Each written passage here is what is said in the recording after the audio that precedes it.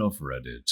What's your creepy girl story? Story 1. Once, an acquaintance added me on Facebook. When I clicked on her profile, it said she was in a relationship with someone. That someone was a fake account of me, with my picture. Opinion. How do you know you weren't the fake and she was with the original? Story 2. I met a girl online. She seemed normal enough, so we ended up going out for a drink. I found out that night that she actually lived an hour away in a rural town, but whatever. Well, we went out, had a drink, and then went to play pool. We drove over in a vehicle and when we got to the pool hall, she checked her phone and saw she had a text from her ex-boyfriend. She proceeded to cry incessantly. I was trapped. I didn't know what to do, so I offered to take her back to her car. She said she wasn't sure if she could drive and she asked if I could take her home. I declined, saying it wouldn't be a good idea because A. Her car was about a mile away. B. She lived an hour away. And C. How did she plan to get to her car the next day? So she agrees for the night to end, all the while apologizing vigorously. The next day she texts me, apologizes, and offers to buy me lunch. She seemed alright when we were getting to know each other. And I was bored, so I figured, why not? And gave her another shot. She brought her kids to lunch. When I saw them get out of the car, I texted her and said that it wasn't okay for me to meet them. She became irate and said her sitter canceled at the last minute. Even though the drive was an hour long for her house, she didn't find it important to ask if it would be weird for her kids to come. It was at that point that I stated I was no longer interested. Now for the creepy part. 2 days later, she texted me, but I didn't respond. She kept at it and kept asking if I wanted to go out the next weekend. After multiple texts, I messaged her and said I wasn't interested and I had plans to take my friend out for her birthday. This resulted in even more irate messaging about how she wasn't comfortable with me going out with other girls, and so forth. This resulted in her getting blocked. Turns out she took a guess on where we would go, since there was only one nightclub in the town, and she showed up. I had to tell the birthday girl that I was leaving and to call me when she was ready to go. My night was ruined. The birthday girl got home okay, in case you're wondering. But wait, there's more. A couple of weeks after that, there was an ice storm and the power had gone out in the area. I ended up going over to a friend's house to hang out since they had a generator.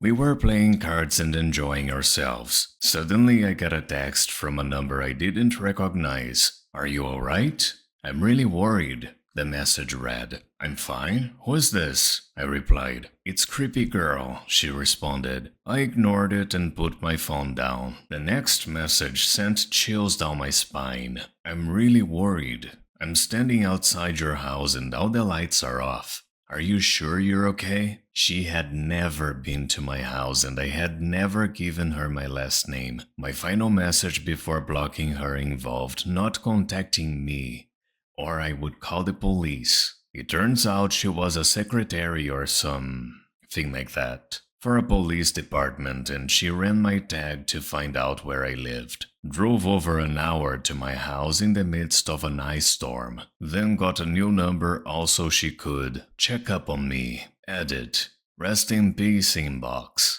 To answer a few questions, this all happened 6 or 7 years ago, so not recently by any stretch. While I can't prove she ran my plate, I was using a Google Voice number attached to an email address which didn't have any of my personal information and was used for this very purpose.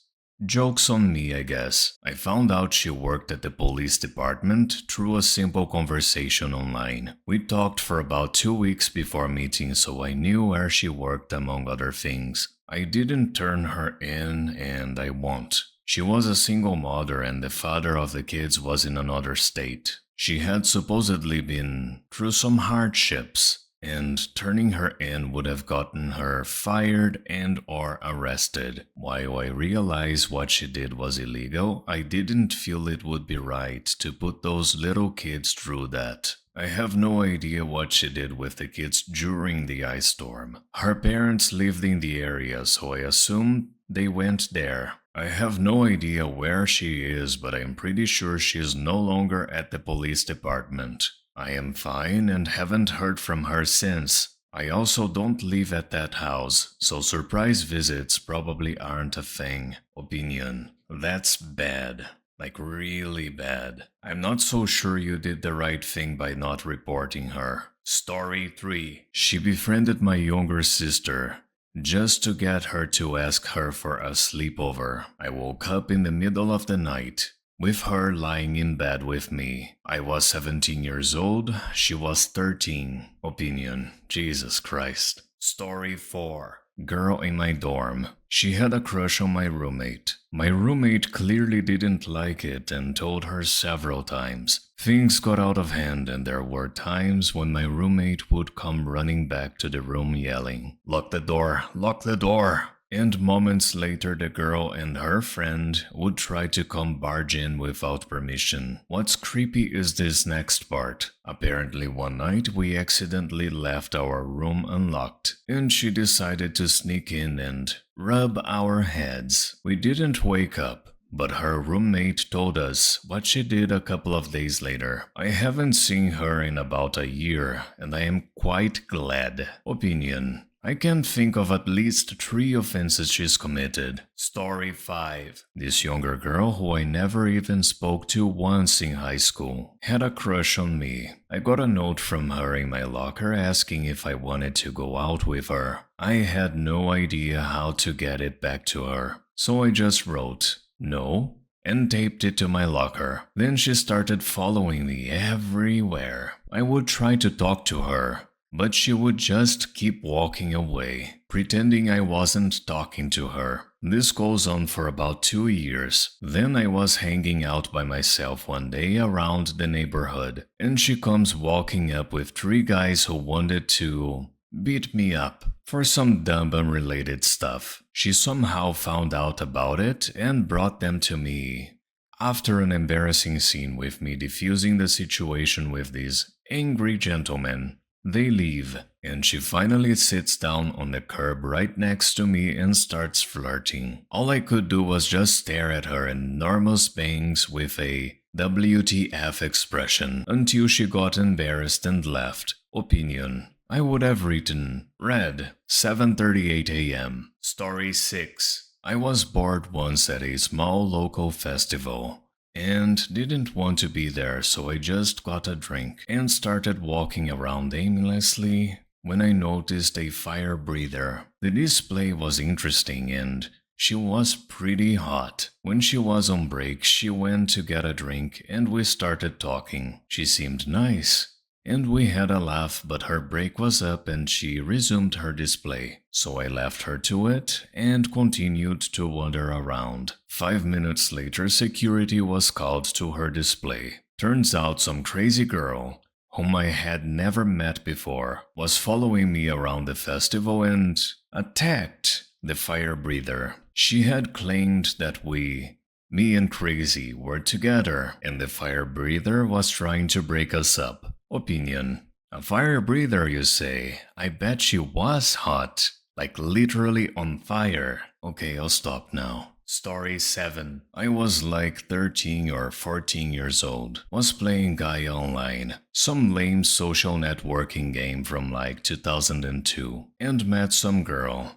We hit it off and started chatting over AIM. Definitely did the cringy cybering thing too. Well, eventually, she comes clean that she's actually in her late 20s, like 28 or something. Being a very hormonal 14-year-old dude, that didn't bother me one bit. So then we start video chatting and she's like full on playing with herself on cam with me. Again, 14-year-old me does not see an issue with this. Eventually, she starts talking about coming to visit so we can actually do the Real thing. Again, not seeing the issue beyond the fact that she really was not very attractive, but even still, I didn't think she was serious until she emailed me a copy of her flight itinerary. At this point, I panicked and blocked her, deleted my AIM, and stayed away from the computer for like 6 months and never heard from her again. Opinion. I definitely would have called the cops after the ticket incident, especially since you had evidence. The child toucher might not have hurt you, but I am sure they might have targeted another child. You simply can't let people like this get away with this kind of stuff. Story 8. Seemingly normal looking attractive girl. Took her out on a date. We got drunk.